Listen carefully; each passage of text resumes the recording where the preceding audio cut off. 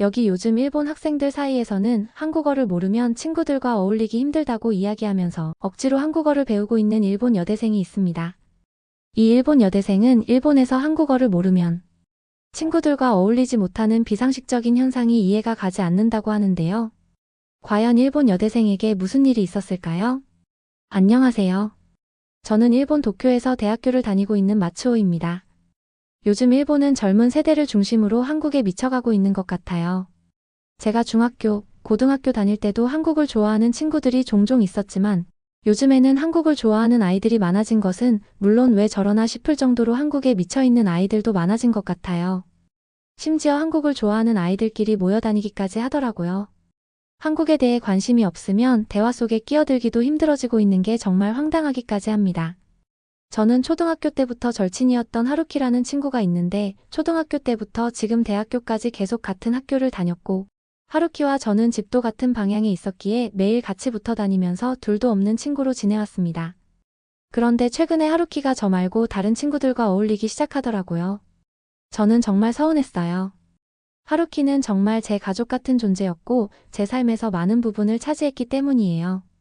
저는 하루키에게 너무 서운해서 왜 나 말고 다른 친구들이랑 어울리냐고 물어봤더니 하루키는 제가 한국에 관심이 없었기에 한국에 대해 같이 이야기를 나눌 수가 없어서 어쩔 수 없이 한국에 관심이 많은 친구들이랑 어울려 다닌다고 이야기했어요. 저는 그 이야기를 듣고 조금 황당하게 느껴지기까지 했어요. 그래서 저는 하루키에게 나와의 관계보다 한국에 대한 관심이 더 중요하냐고 되물었는데 하루키가 말하기를 꼭 그렇다고 이야기할 순 없지만 한국은 내 인생에서 정말 큰 부분을 차지한다고 내 모든 관심사는 한국과 연결되어 있다고 이야기하더라고요. 생각해보면 고등학교 2학년 때 학교에서 수학여행으로 한국을 갔었는데 그때 저는 불운하게도 체육 시간에 다리를 다쳐서 깁스를 하고 있었기 때문에 가지 못했어요. 하루키는 다른 친구들과 함께 한국으로 수학여행을 다녀왔죠. 수학여행에서 돌아온 하루키는 한국에 대한 이야기를 정말 신나게 했었어요. 마츠오, 한국은 정말 멋진 곳이야. 하루키는 눈을 반짝이며 이야기했죠. 거리는 너무 깨끗하고 지하철은 우리보다 더 발달되어 있더라고. 특히 음식이 정말 맛있었어. 떡볶이라는 음식은 달콤하면서도 매콤해서 정말 중독성 있고 비빔밥은 색깔이 예뻐서 먹기 전에 사진부터 찍었다니까. 하루키는 또 한국 사람들의 친절함에 대해서도 이야기했어요. 우리가 길을 잃었을 때 한국 사람들이 직접 목적지까지 데려다 줬어. 언어가 안 통하는데도 친절하게 도와줬다고. 그리고 쇼핑할 때는 화장품 가게에서 너무 많은 샘플을 줘서 가방이 꽉 찼었어. 하루키는 그때부터 한국에 푹 빠졌던 것 같아요.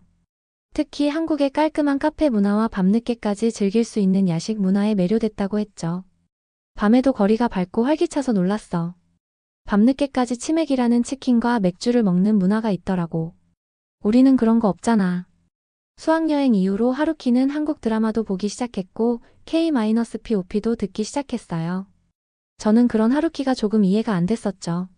사실 하루키가 한국을 좋아하게 된 건 그 수학여행이 계기였고 그 이후로 한국에 대해 종종 이야기했었지만 저는 한국에 대해 관심이 없었기에 별다른 흥미를 보이지 않았었고 하루키도 제가 흥미를 보이지 않으니 한국에 대한 이야기를 전혀 하지 않았었거든요.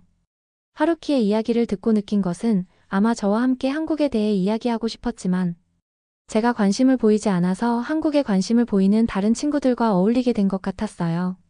하루키는 제 인생에서 가장 중요한 존재 중 한 명이었기 때문에 하루키가 그런 이유 때문에 저를 멀리한 거였다면 지금이라도 한국에 대해 관심을 가져서 예전과 같은 관계를 회복해야겠다고 생각이 들었습니다. 그래서 저는 하루키에게 이야기했습니다. 나도 이제부터 한국에 대해 관심을 가져보겠다고 나랑도 앞으로 한국에 대해 이야기를 나눠보자고 했어요. 하루키는 정말 그럴 생각이냐고 되물었고 저는 정말 그럴 생각이라고 이야기했습니다. 저는 그렇게 하루키와의 이야기를 마치고 집에 돌아왔고 한국에 대한 여러 가지 기사와 정보를 검색해보기 시작했습니다. 그런데 제가 한국에 대해 관심 자체를 가지지 않아서 그동안 무심하게 반응했던 거였지. 한국은 이미 일본인들의 삶에 많이 스며들었더라고요. 특히 하루키를 포함해 제 일본인 친구들이 진짜라는 단어를 정말 많이 사용했었는데 저는 그게 단순히 유행어 같은 건지 알았었는데 알고 보니 그게 한국어라고 하더라고요. 그리고 일본의 편의점만 가보더라도 한국 연예인이 광고 찍은 상품을 쉽게 찾을 수 있어요. 어느 일본 기사의 설문조사에서는 한 번이라도 한글을 사용해 본 일본 여학생들이 무려 90%가 넘는다는 이야기도 있더라고요. 정말 놀라웠어요. 최근 들어 한국의 인기가 정말 대단해지는 건 알고 있었지만 이 정도일 줄은 상상도 못했습니다. 한국에 대해서 수많은 기사를 읽고 깨달은 건 왜 제 친구들부터 해서 일본의 젊은 사람들이 한국에 미쳐 있는지 알게 됐습니다. 저도 하루키와 한국에 대해 이야기를 나누기 위해 한국의 드라마와 한국의 가수에 대해 관심을 가져야겠다고 생각했고 한국의 드라마인 중증외상센터를 보게 됐는데 정말 재밌더라고요. 사실 중증외상센터라는 드라마는 일본 내에서도 폭발적인 인기를 이끌었던 드라마였는데 저는 굳이 한국 드라마를 보고 싶지 않았기에 보지 않았었어요. 그런데 막상 보니 왜 이렇게 일본에서 많은 인기를 끌었는지 알겠더라고요. 저는 중증외상센터를 너무 재밌게 본 탓에 새로운 한국 드라마를 찾아서 계속 보게 되었고 한국이 드라마를 정말 잘 만든다고 생각이 들더라고요. 괜히 일본에서 한국 드라마가 엄청난 인기를 끈 게 아니라는 생각을 했습니다.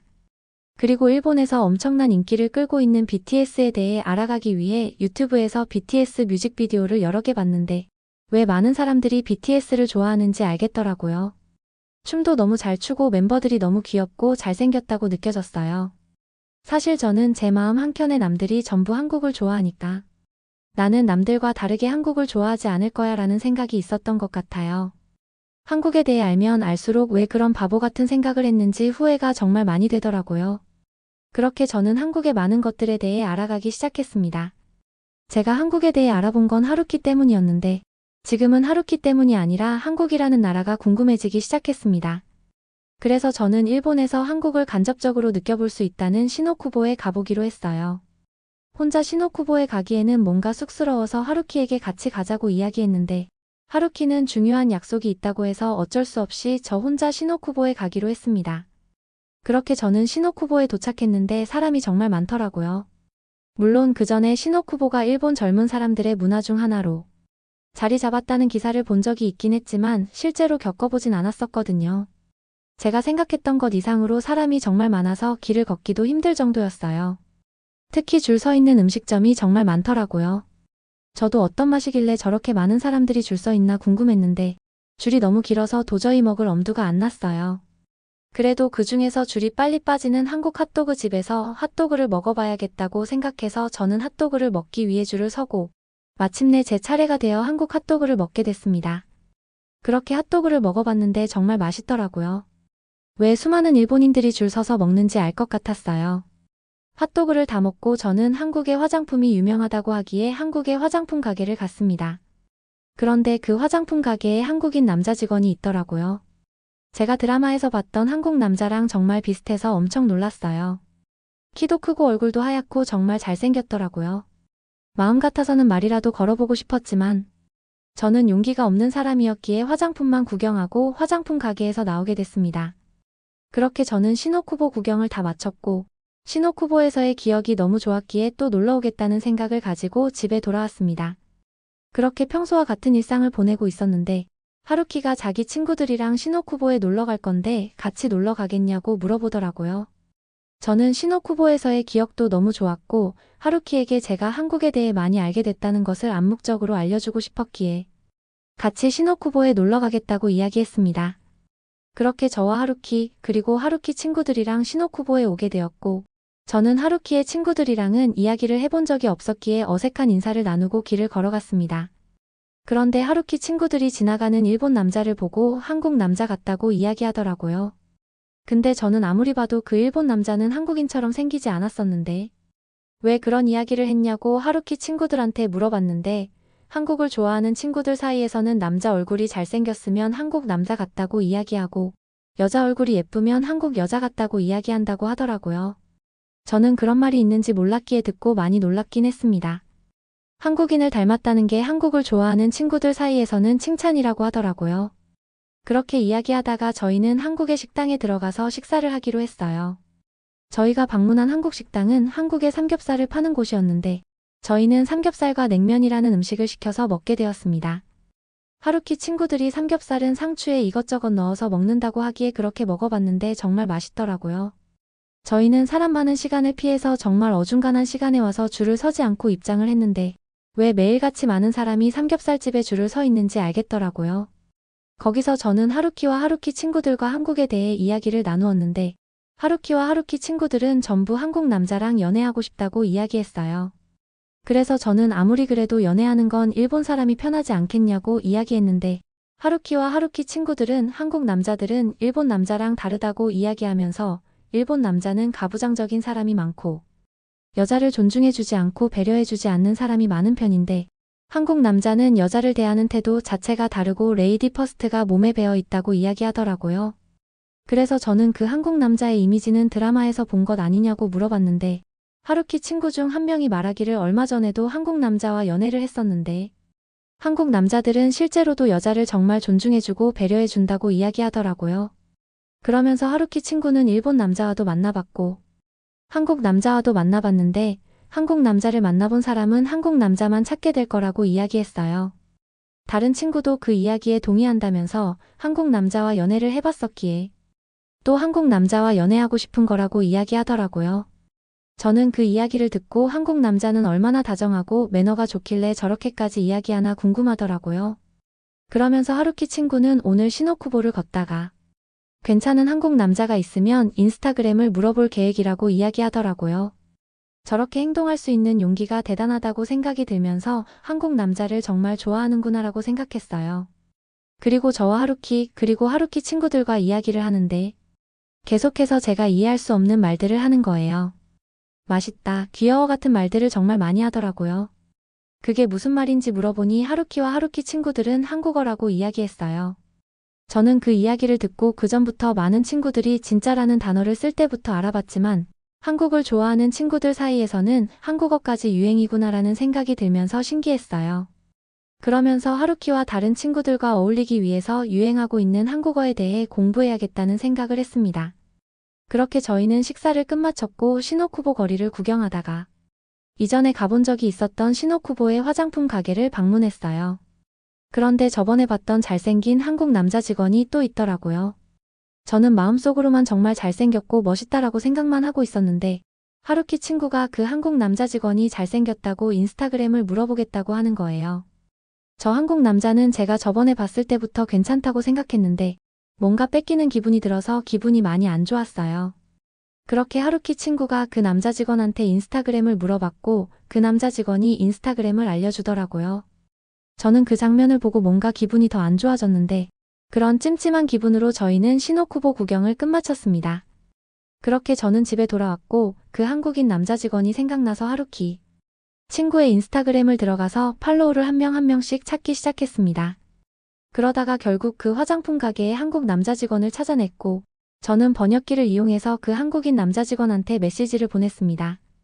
기억 못하시겠지만 저번에 화장품 가게에 방문했을 때 파란 옷에 하얀 치마를 입었던 사람입니다. 저번에 봤을 때 멋있다고 생각했었고 친하게 지내고 싶습니다. 라고 메시지를 보냈습니다. 화장품 가게의 한국인 남자 직원은 제가 누군지 기억한다고 이야기하면서 저번에 봤을 때 저를 귀엽다고 생각했었다고 그렇게 귀엽다고 생각했던 사람이 먼저 연락하는 거는 상상도 못했기에 많이 놀랐다고 이야기하더라고요. 그 이야기를 듣고 정말 설렜어요. 나만 그 사람한테 호감을 느낀 게 아니었구나 생각이 들더라고요. 그 화장품 가게 남자 직원의 이름은 민수였고 저희는 인스타그램 메시지를 통해 다양한 대화를 나누었습니다. 마침내 저와 민수는 만나서 식사를 하기로 했고 저희는 시노쿠보의 한식집에서 만나게 되었습니다. 그렇게 민수와 이야기를 하는데 민수가 일본어를 정말 잘하더라고요. 그래서 어떻게 일본어를 잘하냐고 민수한테 물어봤는데 민수는 일본에 오기 전부터 일본어를 공부했었다고 이야기하면서 읽고 쓰는 것은 아직 많이 부족한데 일본인과 간단하게 대화를 나눌 정도의 일본어는 구사할 수 있다라고 이야기하더라고요. 그렇게 한식집에서 음식을 주문하려고 하는데 민수는 제 수저와 젓가락을 챙겨주고 물도 따라주고 정말 자상하더라고요. 저희는 한국의 돼지갈비를 주문했고 마침내 돼지갈비가 나왔습니다. 저는 제가 돼지갈비를 구워주려고 했는데 민수가 자기가 구워준다고 하면서 매일 자기가 고기를 구워왔기 때문에 정말 잘 구운다고 이야기하더라고요. 다른 나라 사람들은 남자가 직접 고기를 구워주는 것이 일반적인데 민수는 자기가 매일 고기를 구워왔다고 이야기하기에 좀 놀랐어요. 친구들이 괜히 한국 남자가 자상하고 잘 챙겨준다고 이야기한 게 아니더라고요. 그런 모습들이 정말 상냥하고 따뜻해 보였어요. 그렇게 저희는 식사를 나누면서 긴 시간 동안 대화를 나누었는데 민수는 워킹 홀리데이로 1년 동안 일본에서 살 계획이라고 이야기하더라고요. 그럼 민수를 1년 뒤에 못 보는 건가 하는 걱정이 문득 들었지만 그럼에도 불구하고 저는 민수에 대해 알아가고 싶었어요. 그렇게 저희는 그 약속을 기점으로 여러 번 만났고 민수가 먼저 제가 좋다고 이야기해 주더라고요. 저도 민수가 좋다고 이야기했고 저희는 연인 사이가 되었어요. 민수와 연애하면서 한국어도 정말 많이 늘었고 한국의 문화에 대해 정말 많이 알게 됐어요. 민수 때문에 한국이 더 좋아지기 시작했습니다. 지금은 민수가 일본에서 살고 있기에 매일매일 데이트하고 있는데 민수는 워킹 홀리데이가 끝나고 한국에 돌아갈 거라고 이야기하더라고요. 저는 민수가 너무 좋아서 떨어져 있기 싫었고 한국에 대한 관심도 크기 때문에 민수가 한국에 돌아간다면 저도 한국에 가고 싶은 마음이 있어서 지금은 한국에서 사는 것에 대해 많이 알아보고 있어요. 하루키 친구들도 제가 연애하는 것을 보고 많이 부럽다고 이야기하더라고요. 민수를 만나면서 왜 한국 남자가 일본에서 인기가 많은지, 한국 남자를 넘어 왜 한국 사람이 인기가 많은지 알겠더라고요. 한국을 알게 되고 민수를 알게 돼서 너무 행복합니다. 친구와 친하게 지내기 위해 어쩔 수 없이 한국에 대해 알아보기 시작한 일본인 여대생은 한국을 알아보다가 오히려 한국의 매력을 알게 되었고, 우연히 한국 남자에게 사랑에 빠져서 한국이 더 좋아졌다고 이야기하는데요. 한국이 일본에서 많은 사랑을 받는다니 한국인으로서 참 뿌듯한 것 같습니다. 시청해주셔서 감사합니다. 재밌게 보셨다면 구독 꼭 부탁드립니다.